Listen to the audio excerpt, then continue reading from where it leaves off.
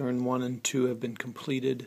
The Germans have already taken the town of Crossroads, and so these guys were disrupted in the close assault attack they made on the town.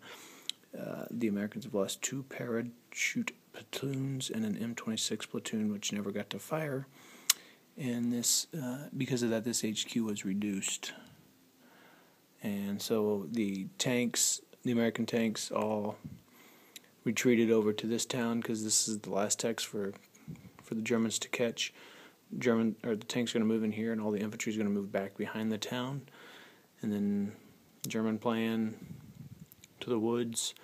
Maybe they should move down this way and go up that way. Sorry to give you the finger. The bird is the word. Bye.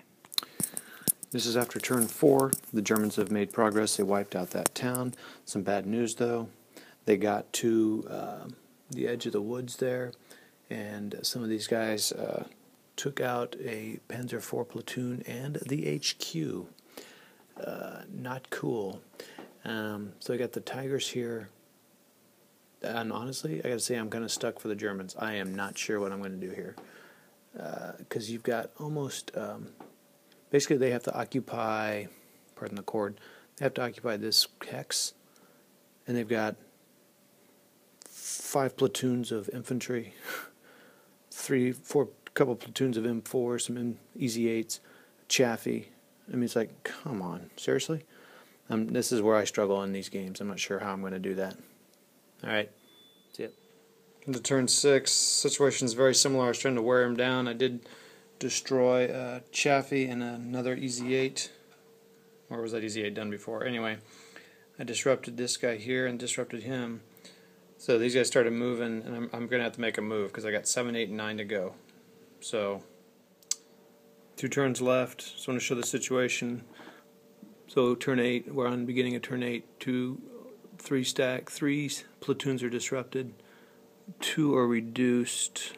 These 2 reduced headquarters. They're here. This is a Chaffee there. Oh, I'm sorry, an Easy 8. What else? These headquarters back here. I'm not sure. Oh yeah, we got a hero there, an officer. So that's cool. Alright, get back to you. Okay, beginning of turn 9. Pretty much the same position because the infantry, the U.S. armor and the U.S. paras did not get to activate. So this is it, turn 9. That's it. Alright, we're still in turn 9. I've only activated 1 unit so far, the 501, the Tigers.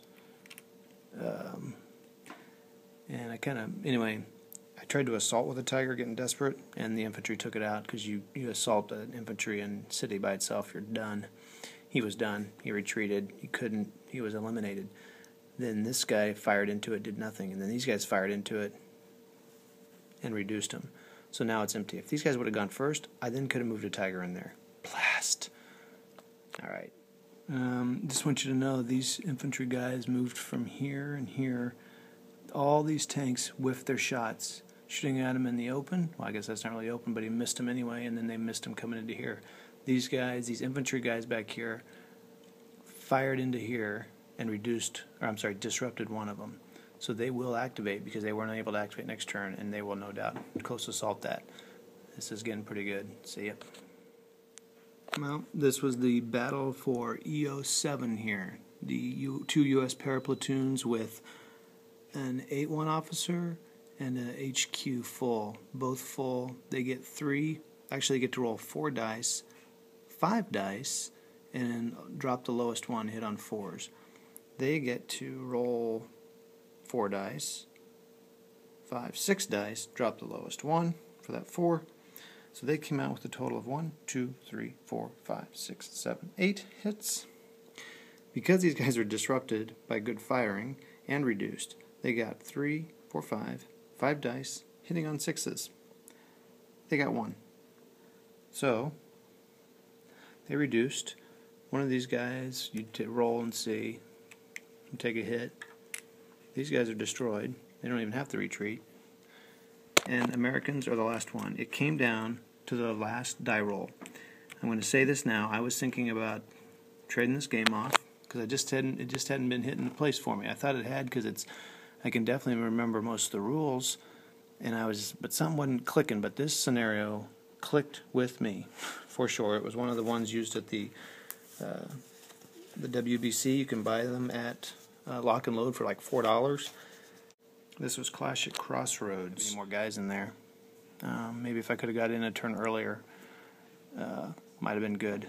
But I've always had trouble attacking, but I actually got it in there, so that's cool. And it came down to that last die roll. So it was a good move moving those pairs out.